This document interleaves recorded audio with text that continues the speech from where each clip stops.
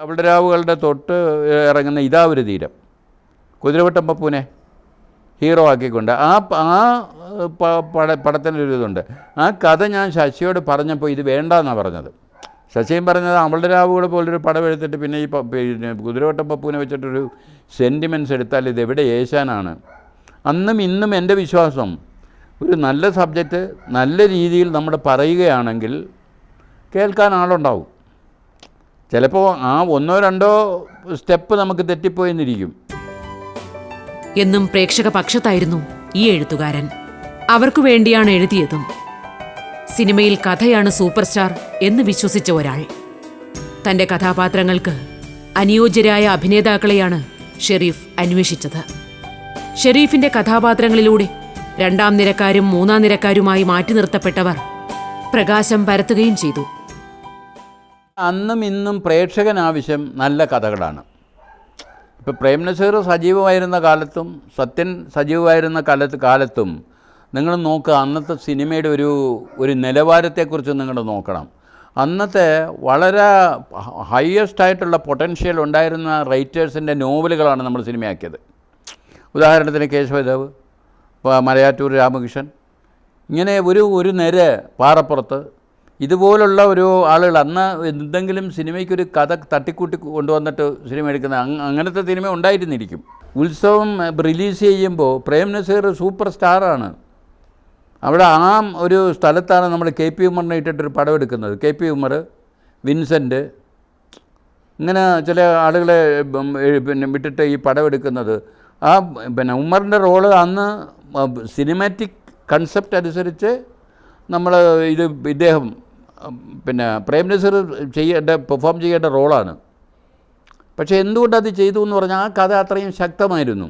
അന്നത്തെ ഒരു ടോപ്പ് ഡിസ്ട്രിബ്യൂട്ടറും പ്രൊഡ്യൂസറും എന്നോട് പറഞ്ഞു, ഞാൻ പറഞ്ഞു ഇത് ഈ പയ്യൻ്റെ പുതിയ പടമാണ്, ഇതെങ്ങനെയെങ്കിലും ഒന്ന് വെളിച്ചം കാണണം. കാര്യം അന്ന് എനിക്ക് ഉണ്ടായിരുന്നതിലൊരു ചെറിയൊരു സ്വാർത്ഥതയുണ്ടായിരുന്നു. ശശിയെ ഒരു ഡയറക്ടറാക്കി കഴിഞ്ഞാൽ ചോദ്യം ചെയ്യപ്പെടാതെ എനിക്ക് കുറേ പടങ്ങളെടുക്കാം. വേറെ ഒരു ഡയറക്ടറാണെങ്കിൽ ഇത് പറഞ്ഞു കഴിഞ്ഞാൽ ഞാൻ പുറത്തു പോകത്തില്ലേ. അപ്പോൾ അങ്ങനെയാണ് ആ ശശിക്ക് വേണ്ടി ആ പടങ്ങൾ ഞാൻ ഉണ്ടാക്കിയത്. പിന്നെ ഇത് അനുഭവം, നല്ല പാട്ടുകളും ഇതുമൊക്കെ ഉള്ളതാണ്. അത് ഷീലാമ്മയ്ക്ക് പിന്നെ ബെസ്റ്റ് ആക്ട്രസ് അവാർഡ് കിട്ടിയതാണ്, സ്റ്റേറ്റ് അവാർഡ് കിട്ടിയ പടമാണ്. അതൊക്കെ തന്നെ ഒരു നാടകീയ ഭാവം പുതിയത്. ഇന്നും ഒരുപാട് പുതിയ കഥകളുണ്ട്. പക്ഷേ അന്ന് നമ്മൾ ഇത് വെച്ചതെന്ന് പറഞ്ഞാൽ ആർട്ടിസ്റ്റിനെ അല്ല ഉദ്ദേശിച്ചിരുന്നത് ഞാൻ. ആ കഥയിൽ അത് പെർഫോം ചെയ്യാൻ പറ്റിയ ആളാണോ, അത് ചിലപ്പോൾ ഒരുപക്ഷെ എന്താണെന്നറിയാമോ, പ്രേക്ഷകരിലുണ്ടാക്കുന്ന ഇമ്പാക്റ്റ് ഒരു വലിയ സൂപ്പർ സ്റ്റാർ ചെയ്യുന്നതിനേക്കാൾ ഒരു സാധാരണക്കാരൻ ചെയ്താൽ അത് നിൽക്കും. അതൊക്കെ ആയിരുന്നു എൻ്റെ ചിന്ത. അതൊക്കെ ഞാൻ പിന്നെ നല്ല രീതിയിൽ അത് ഉപയോഗപ്പെടുത്തുകയും ചെയ്തു. IV ശശിയും ഷെരീഫും തമ്മിലുള്ള ഗാഢമായ സൗഹൃദത്തിന്റെ ഇഴയെടുപ്പമുണ്ടായിരുന്നു ഇവർ ഒരുമിച്ച് ചെയ്ത സിനിമകൾക്കും. ഒരേ ചിന്താധാരയിൽ സഞ്ചരിക്കുന്ന രണ്ടുപേരുടെ കൈകോർക്കലായിരുന്നു അത്. ഉത്സവത്തിൽ തുടങ്ങിയ കൂട്ടുകെട്ട് അവളുടെ രാവുകളിലൂടെയും ഈറ്റയിലൂടെയും അഭംഗുരം മുന്നോട്ടു പോയി. പ്രേക്ഷകരുടെ കണ്ണിനും മനസ്സിനും വിരുന്നൊരുക്കുകയായിരുന്നു ഓരോ സിനിമയും. ഈറ്റ എന്ന് പറയുന്ന ഒരു സിനിമ, അതിലും ഇത് തന്നെയാണ്. സെക്സാണ് ഒരു വേറൊരു വിഷയം. അതായത് ഒരു മെച്വേർഡായിട്ടുള്ളൊരു സ്ത്രീ, അപ്പോൾ അവിടെ അവളുടെ ഭർത്താവ് ഉപേക്ഷിക്കുന്നു, അയാൾ വേറെ വിവാഹം കഴിക്കുന്നു. അങ്ങനെ ഒരു മെൻ്റൽ അഗ്നിയിൽപ്പെട്ട ഒരു സ്ത്രീ, നല്ലൊരു ചെറുപ്പക്കാരനായ ഒരു കമൽഹാസൻ്റെ അന്നത്തെ രൂപത്തെക്കുറിച്ചും അന്നത്തെ ആ പ്രായത്തെക്കുറിച്ചുമാണ് ഞാൻ പറയുന്നത്. ഷീലയെ പോലെ ആ ഒരു മെച്യൂരിറ്റി ഉള്ള ഒരു സ്ത്രീക്ക് ഒരു അട്രാക്ഷൻ തോന്നുകയും അവളോടൊരു പിന്നെ ഇതില്ലേ സെക്ഷുവൽ കോണ്ടാക്റ്റ് ഉണ്ടാകുകയും അവനതിൽ നിന്ന് വിട്ടു നിൽക്കാൻ പറ്റാതിരിക്കുകയും ചെയ്യുന്ന ഒരവസ്ഥ വിശേഷമാണ് ആ കഥ. ശശി അതിൻ്റെ ആ സിനിമാറ്റിക് ക്രാഫ്റ്റ് കൊണ്ടുവന്ന് സ്ക്രീനിൽ അത് 100% വിജയത്തോട് തന്ന ഒരു ഡയറക്ടറാണ്. അന്ന് ഞങ്ങളൊക്കെ തന്നെ ഒരു യൂണിറ്റ് എന്നുള്ള രീതിയിൽ അത് വർക്ക് ചെയ്തുകൊണ്ടിരുന്നത്.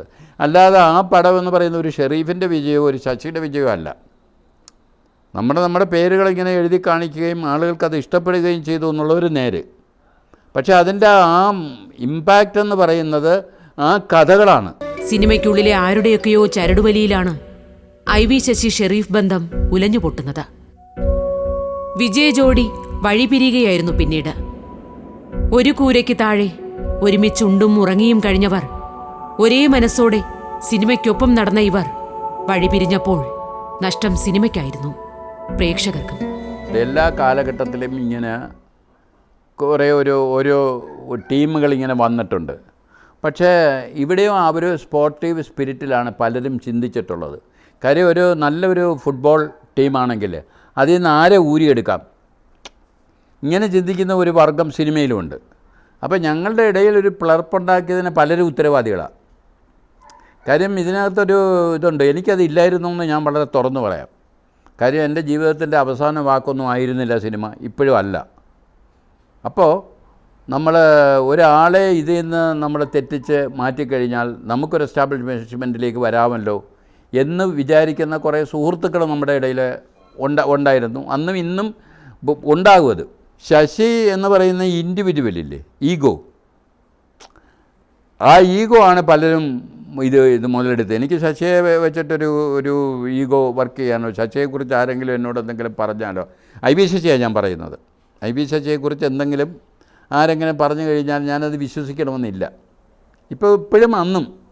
കാര്യം അതിൻ്റെ യാഥാർത്ഥ്യ ബോധത്തോടുകൂടി ചിന്തിക്കുന്നില്ലല്ലോ. ഇപ്പോൾ സിനിമ എന്ന് പറയുന്ന ഒരു പ്രത്യേക ലോകമല്ലേ, സ്വപ്നങ്ങളുടെയും പരാജയപ്പെട്ടവരുടെയും വിജയിച്ചവരുടെയും ഒക്കെ ഒരു പ്രത്യേക ലോകമാണ്. അന്ന് കോടമ്പാകമാണ് ഞാൻ ഉദ്ദേശിക്കുന്നത്. ഐ വി ശശി, ഷെരീഫ്, ബിച്ചു തിരുമല, രാമേന്ദ്രൻ, ഇതൊക്കെ കോടമ്പാകത്തിൻ്റെ സന്തതികളാണ്. അല്ലാതെ വേറെ എവിടെ നിന്നും വന്നവരൊന്നുമല്ല. കോടമ്പാകത്ത് വന്ന് വീണു. അവിടെ കോടമ്പാകത്ത് വിതച്ച സിനിമയുടെ വിത്തുകളാണ് നമ്മളൊക്കെ അവിടെ നിന്ന് മുളച്ചു പൊന്തി. ഈ കോടമ്പാകത്തെക്കുറിച്ച് പറയുമ്പോൾ, കോടമ്പാകമൊന്നും ഇതുമൊക്കെ പറയുമ്പോൾ അവിടുത്തെ ജൂനിയർ ആർട്ടിസ്റ്റ് വരെ അവരുടെ ജീവിതം കൊടുത്തിട്ട് സിനിമ ഉണ്ടാക്കിയിട്ടുള്ളവരാണ്, ആർക്കെങ്കിലും വേണ്ടി. അതൊക്കെ ഒരു വലിയ സേവനമാണ്. ഒരാൾക്കൂട്ടം നമുക്ക് വേണമെന്നുണ്ടെങ്കിൽ കോടമ്പാകത്തെ അന്ന് ആശ്രയിക്കാതെ തമിഴോ തെലുങ്കോ ഹിന്ദിയോ ഒന്നും ഒരു സിനിമയ്ക്കും അങ്ങനെ ഒരു ഇതുണ്ടാക്കാൻ പറ്റത്തില്ല. അപ്പോൾ കോടമ്പാകം ഒരു സിനിമയുടെ വലിയൊരു ശില്പശാലയാണ്. അവിടെ നല്ല എത്രയോ നമ്മുടെ വലിയ ഞാൻ പേര് പറയുന്നില്ല, വലിയ ഫേമസ് ആയിട്ടുള്ള ആർട്ടിസ്റ്റുകൾ വന്നിട്ടുണ്ട്. അവിടെ തന്നെ നശിച്ചിട്ടുണ്ട്, അവരുടെ കരിയർ നശിച്ചു പോയിട്ടുണ്ട്. പിന്നെ ഒരുപാട് പേര് ഈ കോടമ്പാകത്തെ ഇതിനെ ചൂഷണം ചെയ്തിട്ട് വലിയ ആളുകളായിട്ടുണ്ട്. മലയാളത്തിന് ഷെരീഫിന്റെ സംഭാവന 100-ലധികം സിനിമകളാണ്.